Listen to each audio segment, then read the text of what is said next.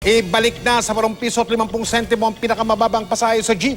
Yan ang inihingi ngayon ng mga jeepney driver. Kasunod ng walang prenong dagdag presyo ng mga produktong petrolyo. At oras na sumipa sa 35 sentimo ang kada litro ng diesel, hihilingin nilang gawin ng 10 piso ang minimum na pasahe. Nakatutok si Julio Segovia. Isang buwan ng linggo-linggo may dagdag presyo sa produktong petrolyo. Big time ulit ang latest round na sinimulan ngayong araw. 50 sentimos ang iminahal sa kada litro ng gasolina at mahigit piso sa kada litro ng diesel. Kaya nagngingit-ngit ang mga tsuper. Wala na raw atrasan ang petisyon ng Transport Group na akto para maibalik sa 8.50 ang minimum na pasahe sa jeep. Bukas, ihahain nila sa LTFRB ang 1 peso provisional fare hike petition.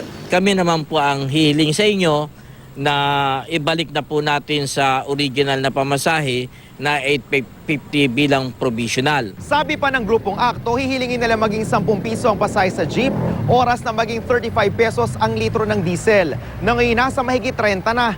Kaya naman ang mga pasahero ngayon pa lang, nangangamba na dahil baka raw sumabay sa pasukan ang taas pasahe. Tama ni 750, kaya na ng tao yun. Mayaman, mahirap, kaya yun. Taas mo pa dun, parang hindi na. Medyo mabigat yun kasi yung malaking tulong din yung pagbawas ng pamasahe.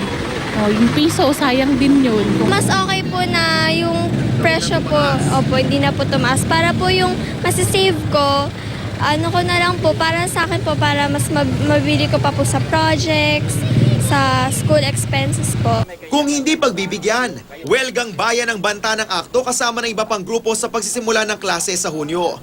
Sa isang text message, sinabi ni LTFRB Chairman Winston Hines na pag-aaralan pa nila ang hiling ng akto. $60 per barrel ang krudo ngayon sa world market.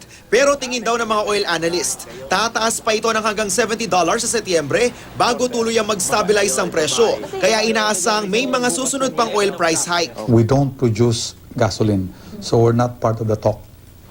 We're only price takers. Gayunman ayon sa DOE, mura pa rin daw ang petrolyo ngayon kahit paserye na ang OPH. Umabot kasi ng halos 15 pesos ang kabuang rollback sa litro ng langis noong isang taon.